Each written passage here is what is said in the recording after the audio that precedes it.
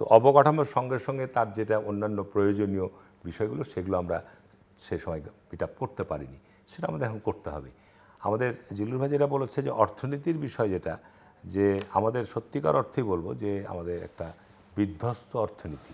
তার বাংলাদেশের আর্থিক প্রতিষ্ঠানগুলো বিগত সময়ে ভয়ানকভাবে, শুধু বলবো খারাপ ভাষা বলতে গেলে তো এখানে বলা যাবে না, সাংঘাতিকভাবে ওগুলোকে আপনার কি বলবো ধর্ষণ করা হয়েছে, রেপ হয়েছে। তা না হলে বাংলাদেশের অন্তর্বর্তীকালীন সরকারের সময় বেশ কিছু ব্যাংক এখনও আপনার জনগণের তাদের রক্ষিত টাকা ফেরত দিতে পারছে না, যেগুলোকে আত্মীকরণ করার জন্য পাঁচটা ব্যাংক আজকে প্রায় 1 ডজনেরও বেশি ব্যাংক আমি বলবো যে তারা সাংঘাতিক খারাপ অবস্থার মধ্যে আছে। এবং এইসব ব্যাংকে থেকে অন্যায়ভাবে বিগত সরকারের সময় টাকা পয়সা ঋণ নিয়ে সব লোপাট হয়ে গেছে, আর্থিক প্রতিষ্ঠানগুলোতে বাংলাদেশের যদি আর্থিক শৃঙ্খলা ফিরিয়ে আনার জন্য সর্বপ্রথম যেটি দরকার সেটা হচ্ছে আর্থিক প্রতিষ্ঠানগুলোতে শৃঙ্খলা আপনাকে আগে প্রতিষ্ঠা করতে হবে, এর কোনো বিকল্প নেই। তবে এইটা একটা ভালো দিক আমি বলবো যে অন্তর্বর্তী সরকারের এই প্রায় এখন 2 বছর হতে চললো, এই সরকারের প্রায় 4 মাস অন্তর্বর্তী সরকারের সময় মিলিয়ে আর্থিক প্রতিষ্ঠানগুলোতে ব্যাড লোন কিন্তু বন্ধ হয়েছে, বা রাজনৈতিকভাবে প্রভাবিত হয়ে আপনার সরকারকে না প্রতিষ্ঠানকে বা কাউ ব্যক্তিকে লোন নেওয়া দিয়ে আপনার এই জায়গাগুলো কিন্তু একটা নিয়ন্ত্রণের মধ্যে এসছে। এটাকে আরও নিয়ন্ত্রণ করতে হবে। শেয়ার বাজার তো আপনার উঠে দাঁড়াতে আরও বহু সময় লাগবে, এটা ধ্বংস করে দিয়ে গেছে। তো সুতরাং আর্থিক প্রতিষ্ঠানগুলোর অবস্থা এখনও নাজুক অবস্থায় আছে আমি বলবো। তো সরকার এই বাজেটে বেশ কিছু উল্লেখযোগ্য আমি বলবো যে আপনার যে সমস্ত বন্ধ মিল কারখানাগুলো তাদেরকে আপনার প্রণোদনা বা স্বল্প সুদে ঋণ দিয়ে সেগুলো চালু করার একটা উদ্যোগ নিচ্ছে।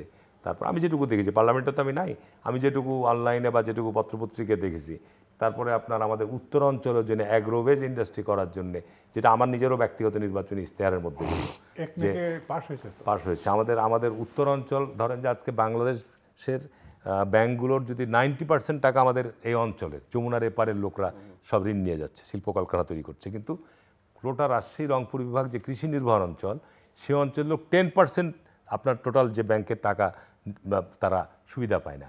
যে কারণে আমি নিজেও এই বিষয়টা মাননীয় প্রধানমন্ত্রীর দৃষ্টিতে নিয়ে এসেছিলাম এবং আমি নিজে নির্বাচনী ইশতেহারের মধ্যে দিয়েছিলাম যে পার্লামেন্টে গেলে তাহলে বলতাম যে আমাদের উত্তরাঞ্চল যেহেতু এগ্রিকালচারে স্বয়ংসম্পূর্ণ উদ্বৃত্ত, আমরা ওখান থেকে সমস্ত কিছু আমরা রাজশাহী শুধু না, আমাদের গোটা রাজশাহী রংপুর বিভাগ থেকে আমরা খাদ্যের ভান্ডার, ওটা আপনার গোটা বাংলাদেশে আমরা ওখান থেকে ফলমূল বলেন, শাকসবজি বলেন, আম বলেন, লিচু বলেন, কাঁঠাল বলেন, ধান চাল বলেন, সব সরবরাহ, দুধ মাংস। তো সুতরাং দুধ মাংস সবই মানে কৃষিতে আমাদের এগ্রিকালচারে, যে কারণে আমাদের মাননীয় প্রধানমন্ত্রী কিন্তু একটা উদ্যোগ নিয়েছে যে 9% ইন্টারেস্টে আপনার অ্যাগ্রোভেজ যারা ইন্ডাস্ট্রি এইসব ক্ষেত্রে তাদেরকে সহায়তা দেবে। সুতরাং আপনাদের একটা সরকার কেবল যাত্রা শুরু করেছে, সুতরাং সরকারের যে পলিসি, এই পলিসির বাস্তবায়নের জায়গায় আসতে কিন্তু একটু সময় লাগবে।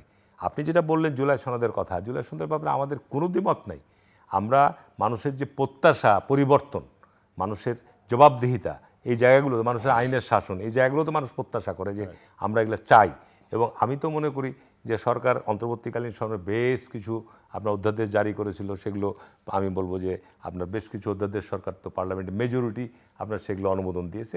মেজর কয়েকটা অধ্যাদেশ যেগুলো আরও আইন আকারে আরও শক্তিশালী আকারে মানবাধিকার কমিশন, বিচার বিভাগ, তারপরে দুর্নীতি দমন কমিশন, বেশ কিছু এরকম 10-12টা মতো আপনার অধ্যাদেশ আছে যেগুলোকে আরও শক্তিশালী করে সরকারি দল, বিরোধী দল, আলাপ আলোচনা, অন্যান্য স্টেক হোল্ডারদের সাথে আলোচনা করে সংসদে নিয়ে আসবে।